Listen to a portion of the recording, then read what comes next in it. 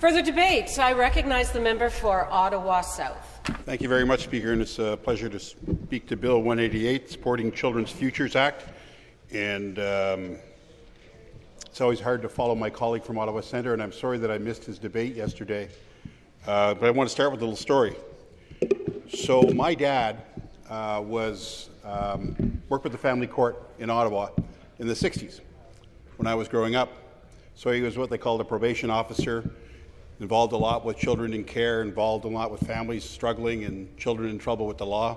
And when I was young, when I was about 2 years old, my mom and my dad decided that they would take up residence, that they'd be the residential caregivers in what was called the Juvenile Detention Centre, which is now Eugene Forsey Park on Bronson Avenue. And so I always like to say I was in the Youth Detention Centre when I was 2. But I remember the stories that my dad told me about the children in care and children who had run into trouble because they had no parent, they had no guardian. They were on their own. They were at risk. And when he talked about his career, and he worked in criminal justice and in parole, but he spoke very fondly of the work that he did with families then and with children without parents, wards of the Crown, and how important that work was. And so it was formative for me in understanding how that there were children in the world who didn't have parents like I did, didn't have a family like I did. I was very lucky. So in coming here, I keep that in my mind.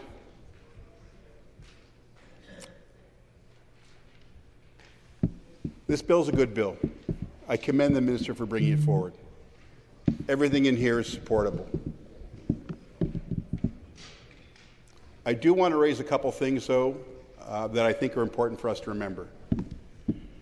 First of all, my colleague from Ottawa Centre mentioned for-profit homes and for-profit agencies operating in this sphere.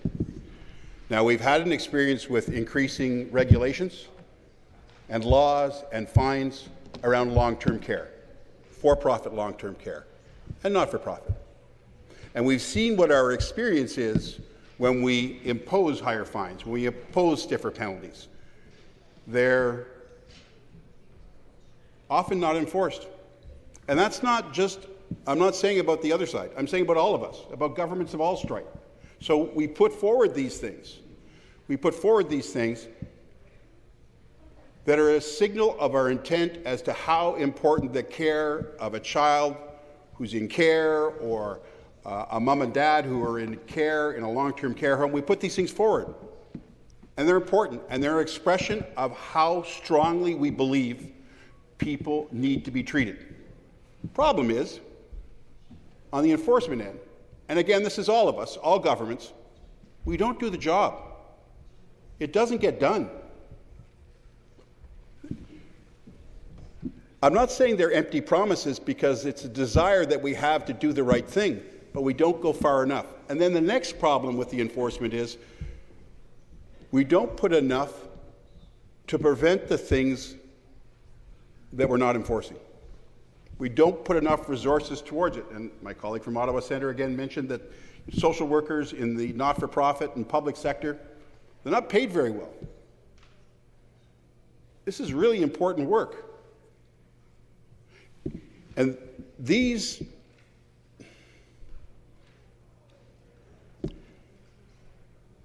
children in care are at great risk. And we, all of us here are responsible for them. We make the laws, we fund the services. We're all responsible for them. So we need to do a better job, all of us. And the government of the day right now is to say, okay, we put these things forward, we're going to make sure that they work. We're going to make sure that there's enough there to stop the situations like my colleague from Ottawa Centre mentioned that happened, that are so tragic. It's really important that we do it. And the second thing I want to mention because I think this is really important, is in 2007, the province of Ontario established the Office of the Child Advocate. And you know, when you hear the child advocate, you think he's advocating for all children, or they are advocating for all children. Well, yes. But you know who they were really there for? They're really there for children who didn't have anyone else to speak for them. Children who didn't have anyone else. That's what the Office of the Independent Child Advocate did. Now, the government at the time thought it was wise to axe the child advocate. Well, I'm sure, but I guess you can probably give the Premier a call and ask him about that, because that's what happened. That's what happened. They axed it. Please direct your comments through the chair. Thank you. Well, I know. Thanks very much. Thank you very much. Speaker, I'd like to speak through you, but there's this noise in the corner over here that's very, very distracting. And I know it's hard to hear, folks. I know it's hard to hear, but there's a remedy. You can fix it. It's not broken forever. Well, here's the reality. We don't like criticism. I don't like the criticism I'm hearing right now. Nobody likes to be criticized. No one likes somebody shining a light on us coming up short. You don't want to know what, folks? All governments are going to come up short when it comes to this. We'll never do enough. Ever, ever, ever. So we need people like an independent child advocate to speak up for children who don't have a voice. And that's their only job. Not the rest of government. And kudos to the Ombudsman's office for taking it on, but we need somebody whose job it is just to do that. Nothing else. That's why it was established. That's why it's important. And that's why it would be a really good thing, as my colleague from Ottawa Centre said, to re-establish an independent child advocate. I think we could all agree on it. Yeah, we're going to hear some things we don't want to hear. We're going to hear some things that'll make us uncomfortable. Not just the government, but all of us. We need that. We need that because those children don't have a voice. And the measures in this bill to make sure that children have the language in their choice in terms of being communicated to, that's great. That's really important. But what about hearing their voice? How do we hear their voice? We only will be able to hear their voice if we actually are intentional about ensuring that they have one, and that they have an independent one, and it's one that reports to all of us. I think what happened with axing the child advocate was something that was done in haste.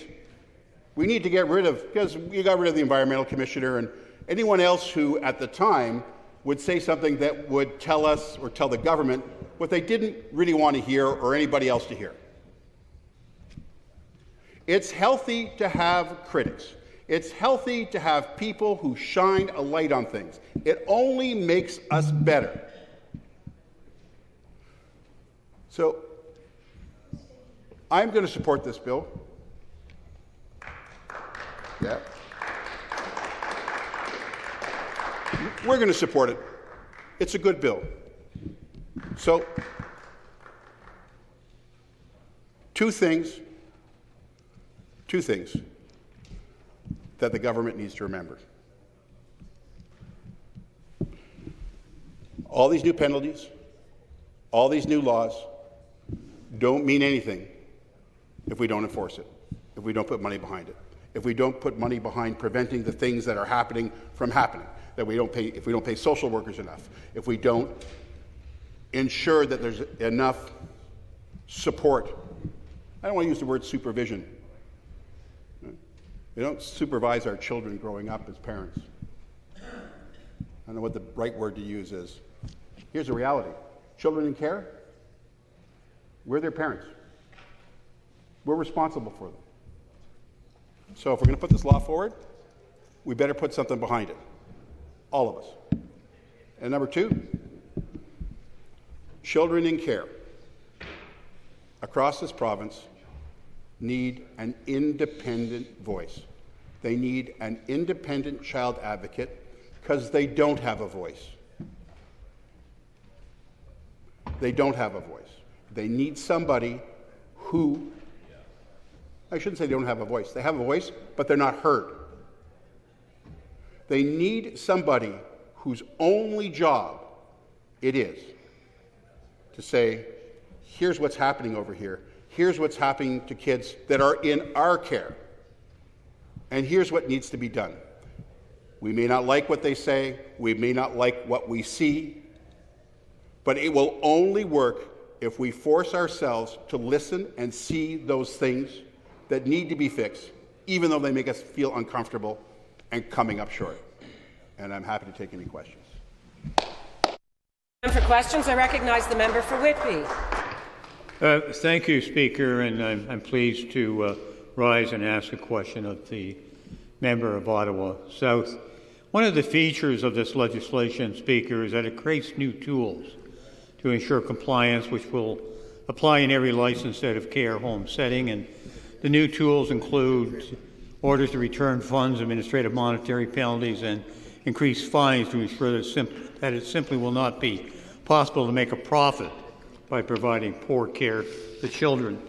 To my question, though, to the member from Ottawa South, Bill 188 proposes to entrench rights for youth overall.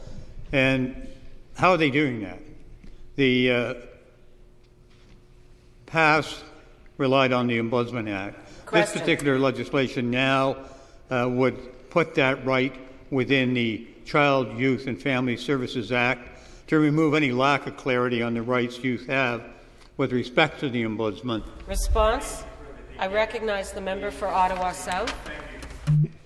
Thank you for the question. And as I said, I'll be supporting this bill, or will be supporting this bill. There was something you said that kind of stuck in my head, and that's that people can't make a profit from delivering poor care to children. Well, I'm not sure getting a profit in caring for children who are wards of the Crown is something that we should be encouraging or doing. And again, that's like, that's all of us. I'm not trying to point a finger over there. Governments have done that, started to do that. I think we have to not do that anymore and ensure that we're working with people who aren't making a profit or we're delivering the services ourselves.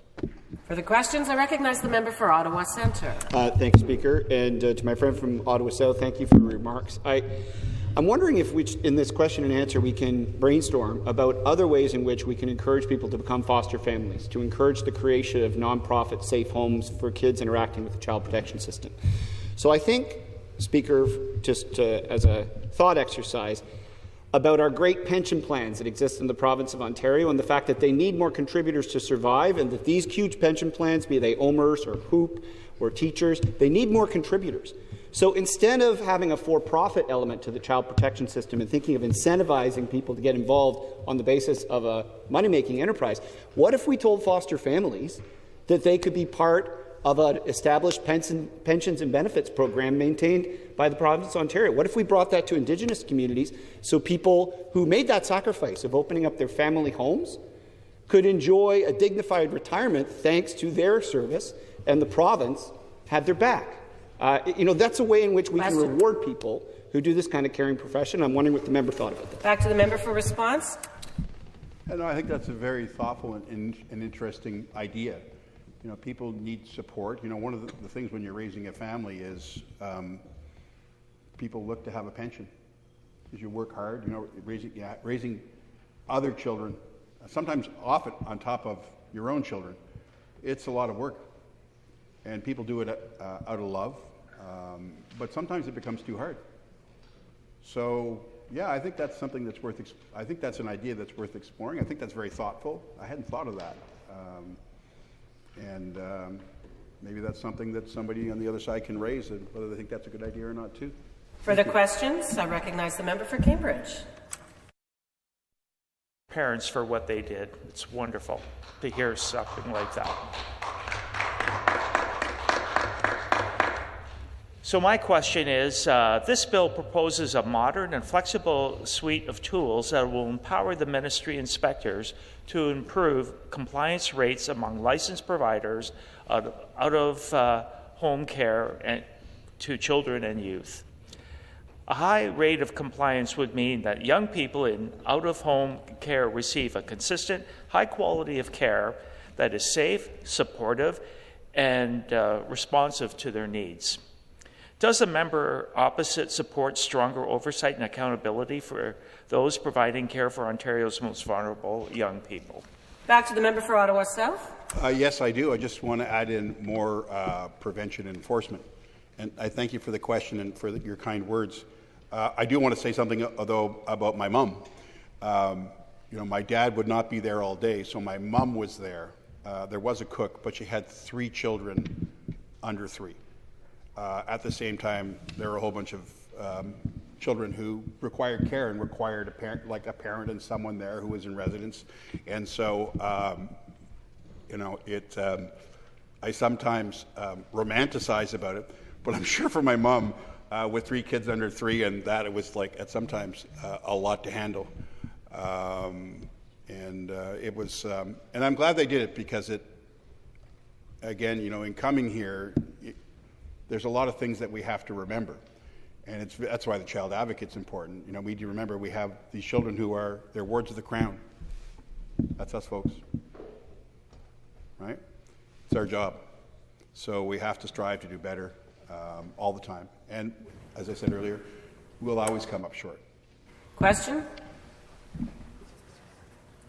I recognize the member for Thunder Bay, Superior North. Thank you very much, Speaker, and thank you to the member from Ottawa South, and I also want to thank the member from Ottawa Centre for your words earlier.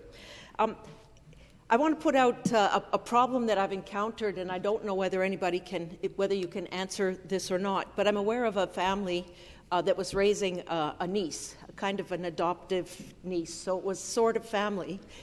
The niece got in trouble eventually as a teenager and needed addiction services. But the only way the family could get access to those services was to make her a ward of the Crown. They could not access those services as the family that was actually caring for her. So I'm wondering if you can speak to that, or perhaps this is something that could be discussed when this goes to committee. Back to the member from Ottawa South for response. Those are really terrible, awful situations that people find themselves in, and they've found themselves in it for a long time. As long as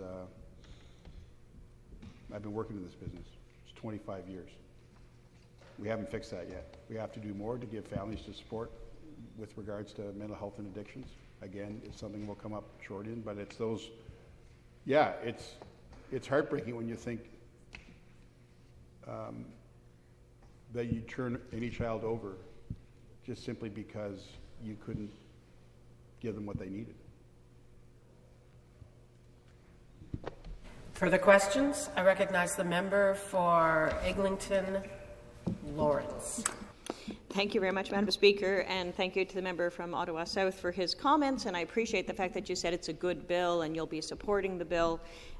We don't have enough of the support that I would like to see coming from the other side of the legislature on some of our bills, so I'm glad you like this one and you're going to work with us. And in that regard, I think that the bill proposes a number of things that are very useful. One is that any appeals of licensing appeals tribunal to a divisional court will not automatically result in a stay of decision. And the divisional court would need to be satisfied that a stay would not pose a risk to the health, safety and welfare of a child. And I would imagine the member agrees that the welfare of children and youth must always come first when considering matters of administrative fairness for service providers. And I know you said that the money has to be there to make this a reality, but I do think some of these changes, like this one, can also make things better, and that's what we do here in the legislature, is improve the legislation. Would you agree? Back to the member for Ottawa South. Well, no, it's important to improve the legislation, and it's important to establish how seriously we take the care, the children who are whose care we're charged with. So that's why it's a good bill. The point I was trying to make about it, and wouldn't force me to vote against the bill, is there are things that are missing in terms of the support that we need to prevent and to enforce. And that's not that's not pointing a finger. It's been the constant problem with governments, not just in here, but across this country. So, and that's what my point is that we need to do better at that, and that it really would be good for all of us, no matter what side we sit on, to have an independent child advocate. Those children need a voice. Their voices are really hard to hear. Response? Further debate?